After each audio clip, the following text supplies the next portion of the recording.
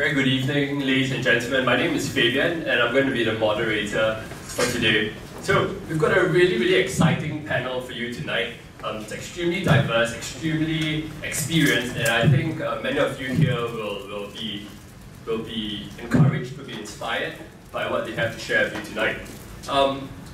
I think we have mainly two objectives here today. The first objective is that hopefully by the end of this session, that you feel you gain some insight, you feel that you'll be inspired to really embark on this entrepreneurship journey.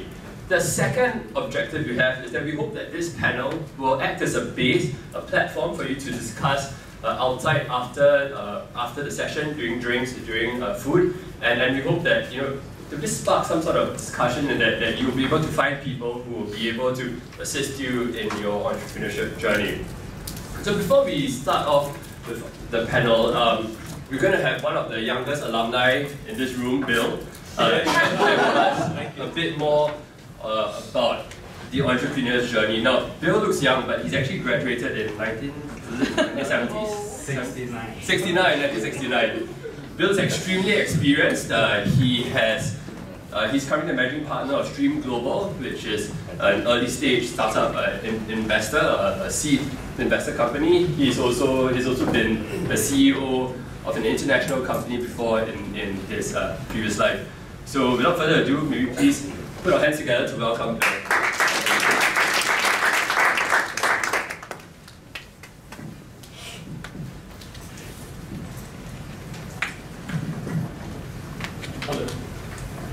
Hello.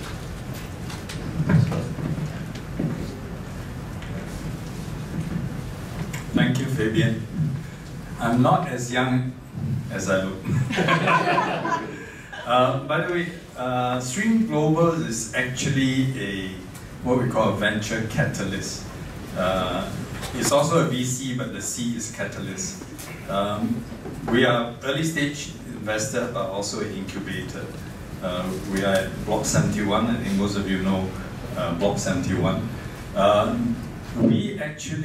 The difference between us and a VC is that we are more engaged with the startup company. So we will roll up our sleeve and help them. We can even be part of the team. So this is who we are.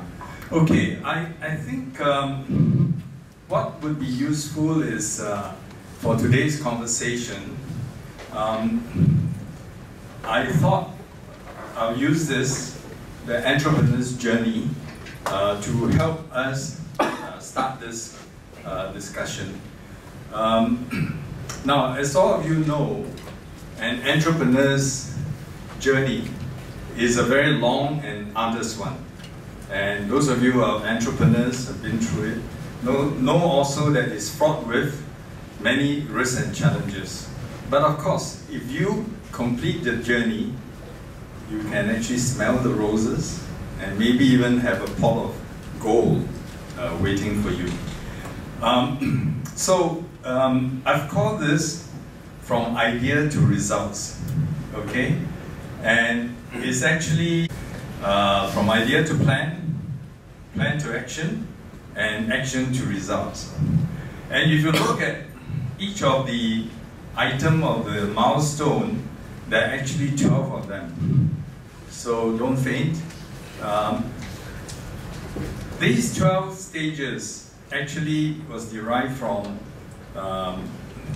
my partners. There's 7 of us, and through that collective knowledge and experience. So we've come up with this journey. Now, of course, you can also slice and dice these into other stages, right? But generally, I think it should cover all the stages. Just to be fair, I should walk on to this side as well. So, the first one, from idea to plan, is business idea and career decision.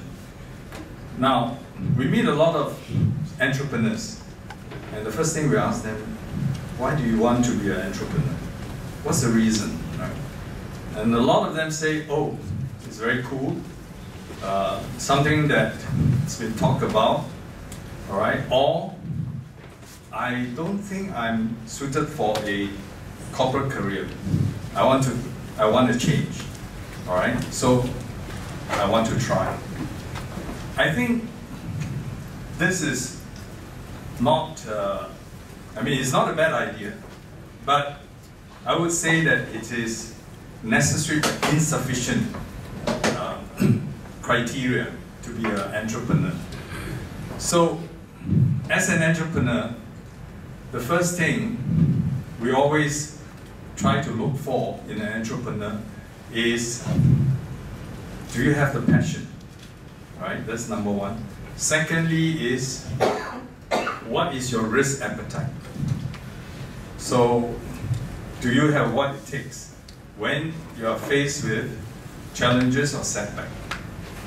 And there are other things like, you know, your resilience, your stamina, you know, your EQ, and even humility.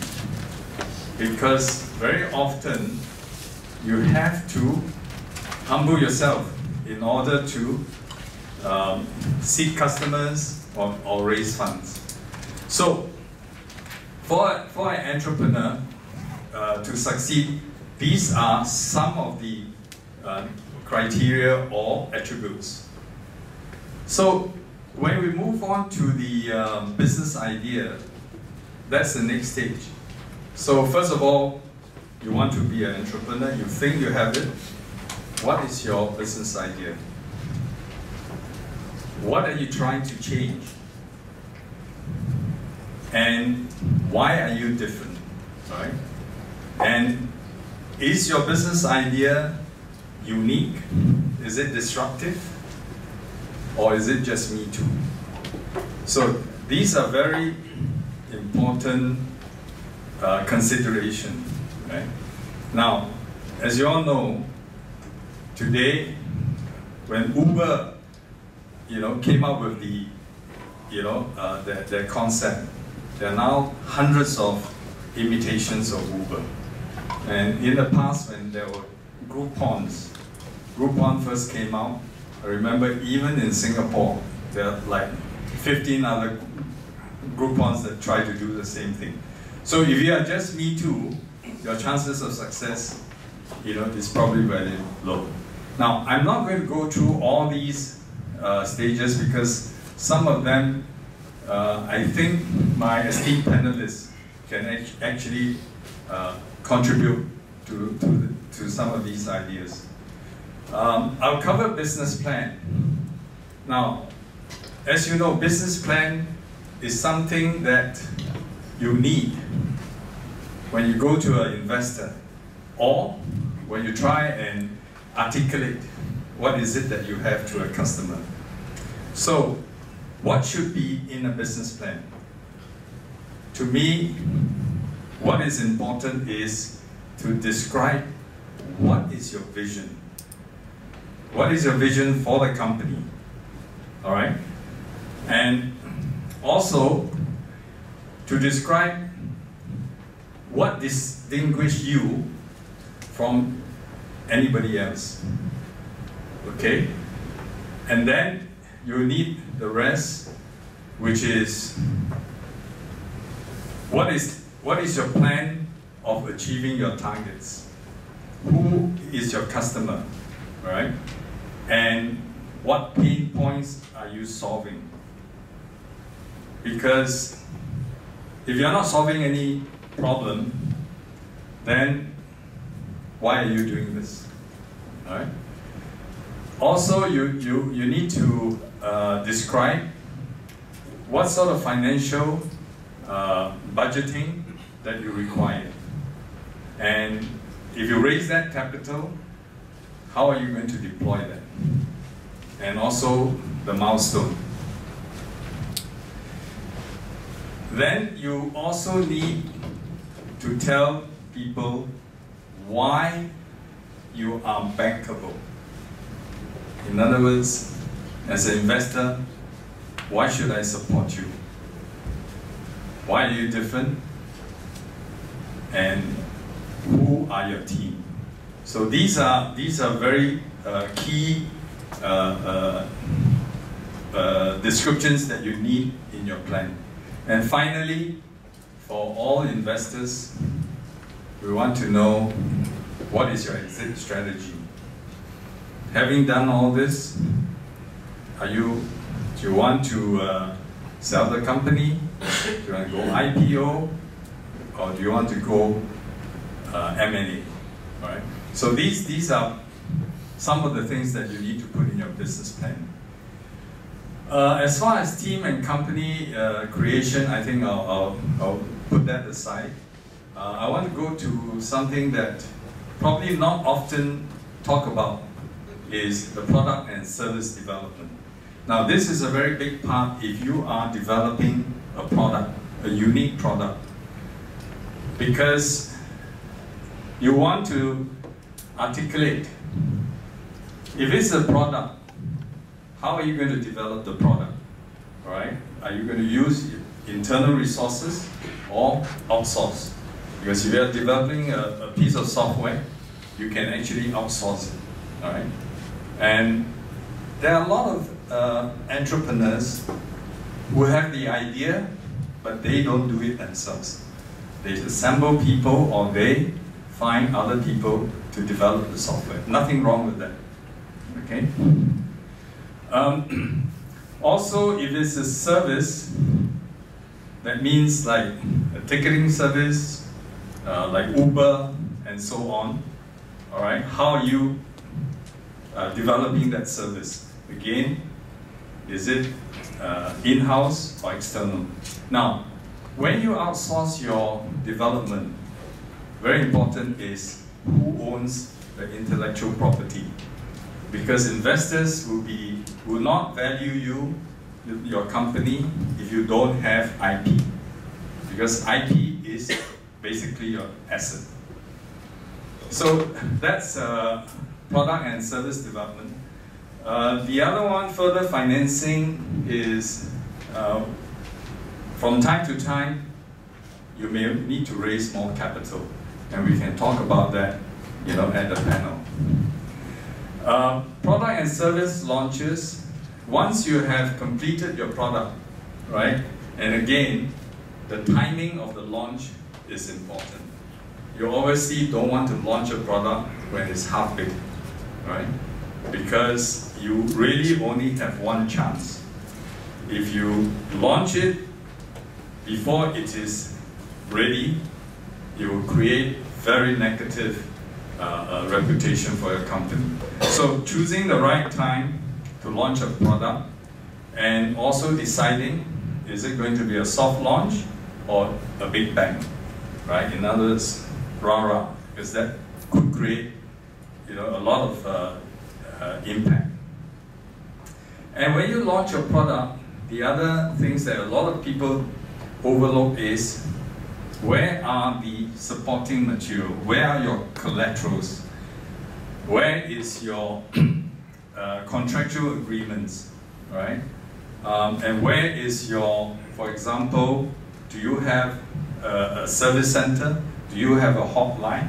Now all these things need to be in place, because the last thing you want to do is you launch a product and customers face problem, they don't know who to call, all right?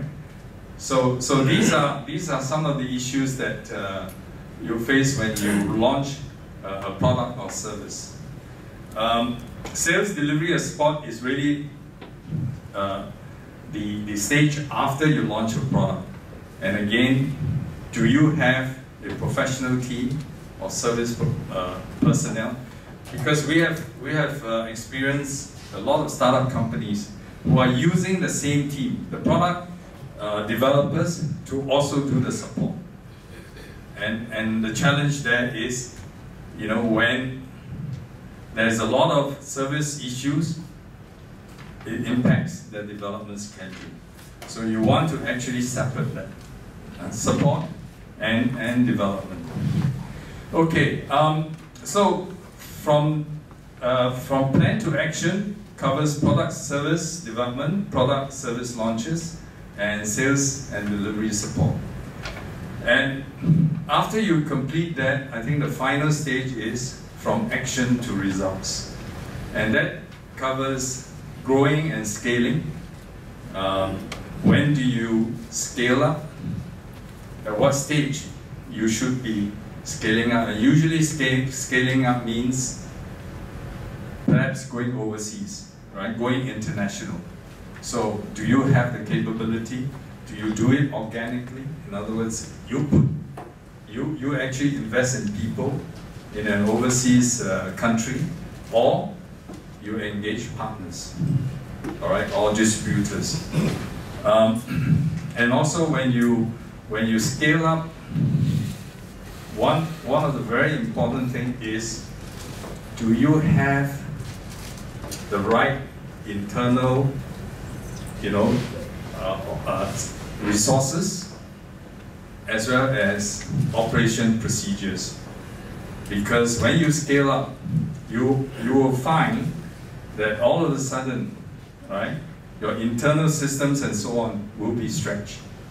So are you able to cope? So you also have to look at strengthening your internal process and procedures. And another very important thing is risk management. Managing risk, that could come about when you go overseas. Further business plan, I won't go into it. So you're reaching the end, right? And this is where you collect the check. The final strategic options, deciding how do you want to exit, right? Do you and also do you engage investment advisors, right? If you are big enough, you can also approach merchant banker, Sunil, for example. And he's not a merchant banker, he's a corporate lawyer. And also whether it's IPO or M&A. Now, along the way, something that I have omitted is that valuation of the company, all right?